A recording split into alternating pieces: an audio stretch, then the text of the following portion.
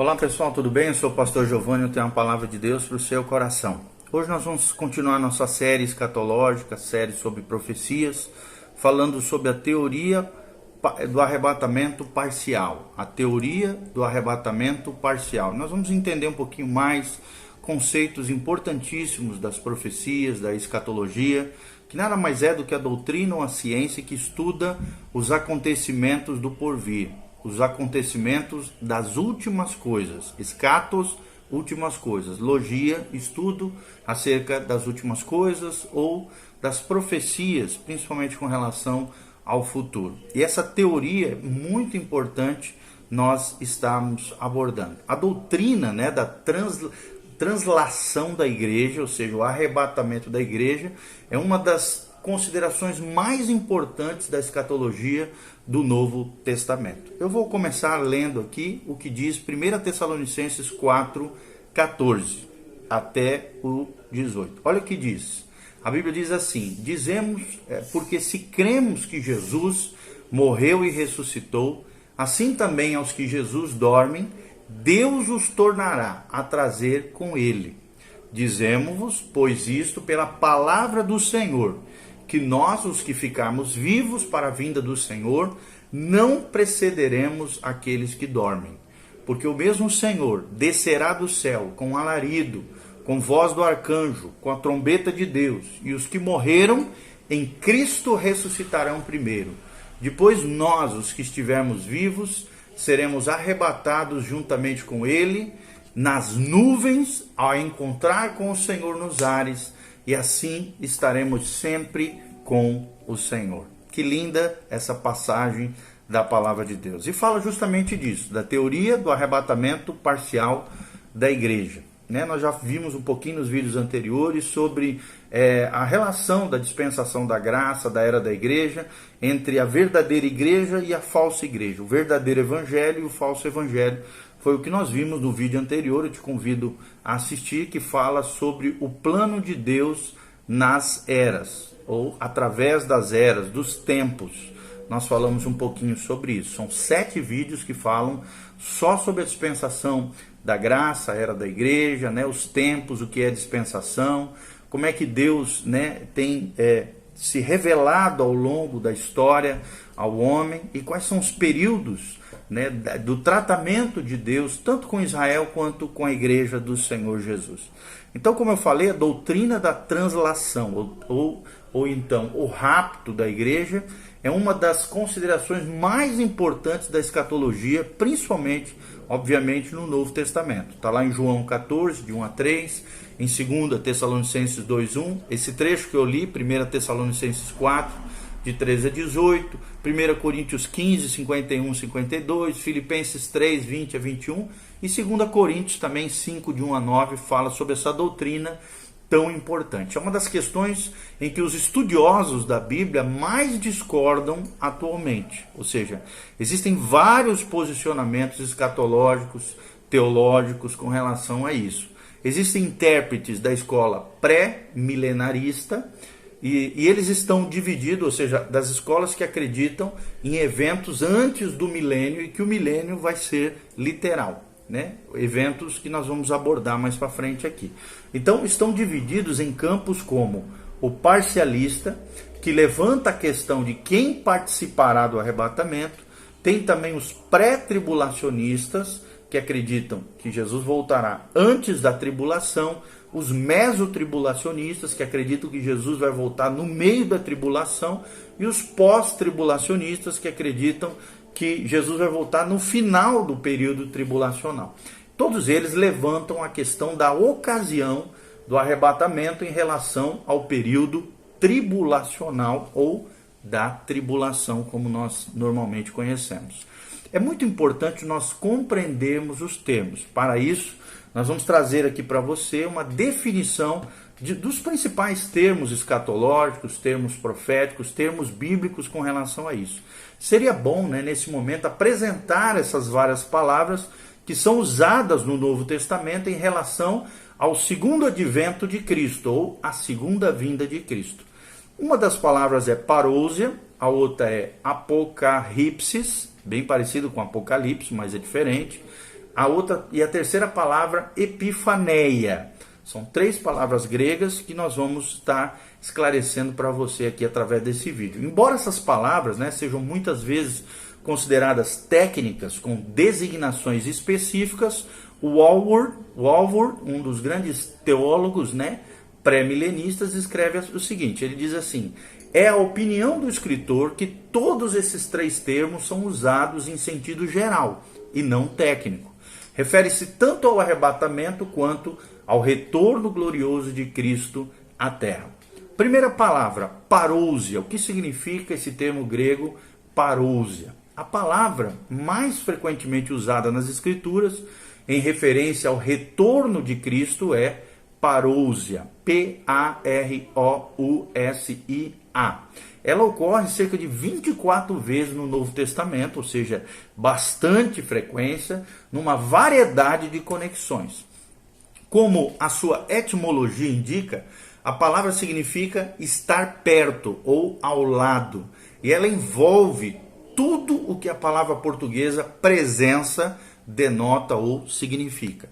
Passou a significar não só presença, mas o ato pela qual a presença é realizada, né, como por exemplo a vinda de um indivíduo.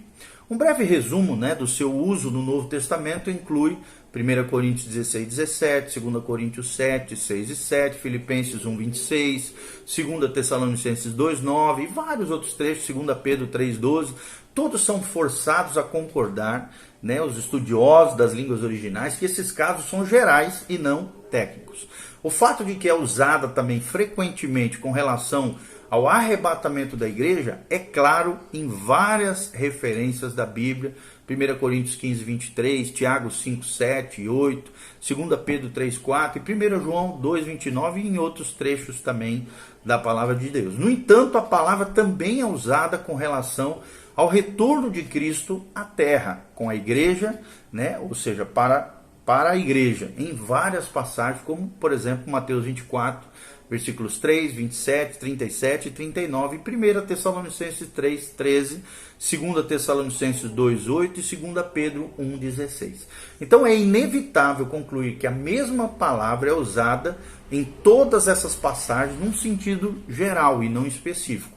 Então nós podemos compreender que a sua contribuição à doutrina é realçar a presença corporal de Cristo vindo no encontro da sua igreja.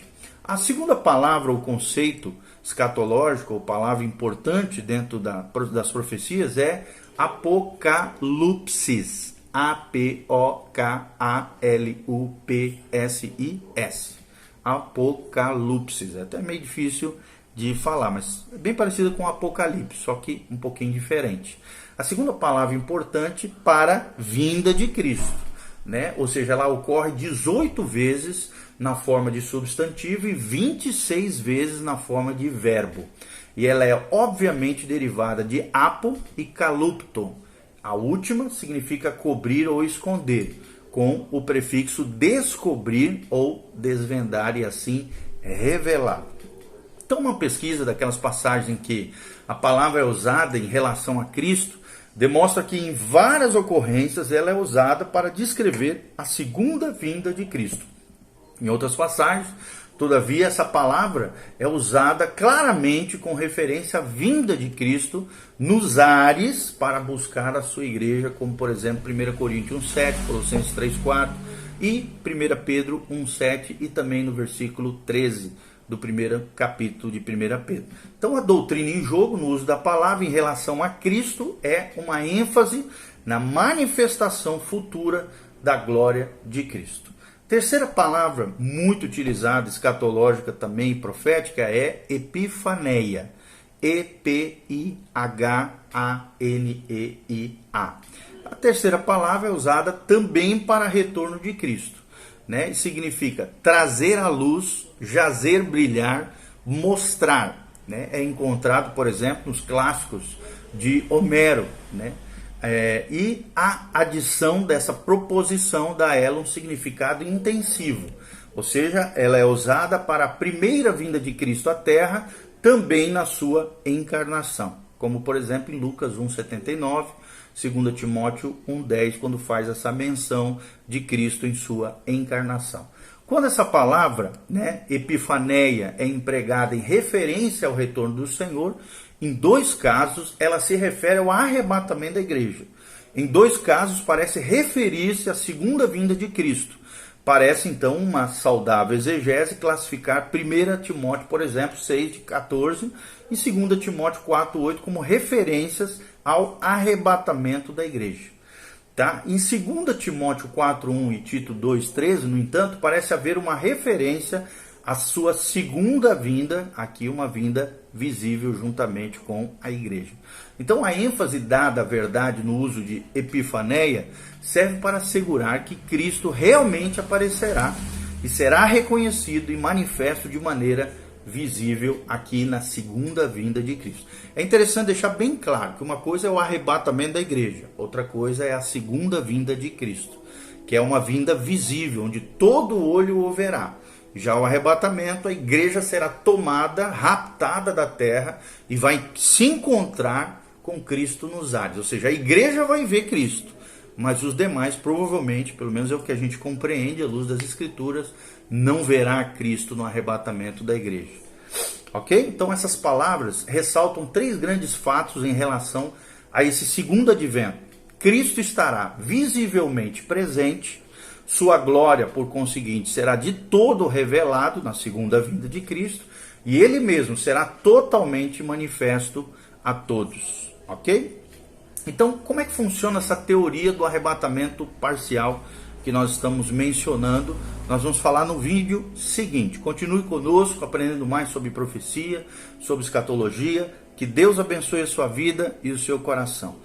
Põe em ordem a tua casa, prepara-te para encontrares com Deus, ande em santidade e honra, em obediência à palavra de Deus, em consagração diante do Senhor. Se arrependa dos seus pecados, reconheça a sua pecaminosidade, que você é pecador, que precisa de um Salvador, e esse Salvador é Jesus de Nazaré. Jesus está disposto a te perdoar, se encontrar em você confissão de pecados, arrependimento e abandono das práticas erradas que a palavra de Deus condena. Então entregue a tua vida para Jesus, conserte a tua vida com Deus. Jesus está voltando. Olha esse coronavírus, essa pandemia mundial, os homens se escondendo dentro das casas. Jesus está voltando, o arrebatamento está às portas. Prepara-te para encontrar isso com teu Deus. Dê um joinha nesse vídeo, faça seus comentários, compartilhe com outras pessoas e nos siga através das redes sociais que estão no link abaixo aqui desse vídeo. Você pode encontrar todas as nossas redes sociais e também nos seguir ali. Valeu. Um beijo do pastor Giovanni. Deus os abençoe. Amém.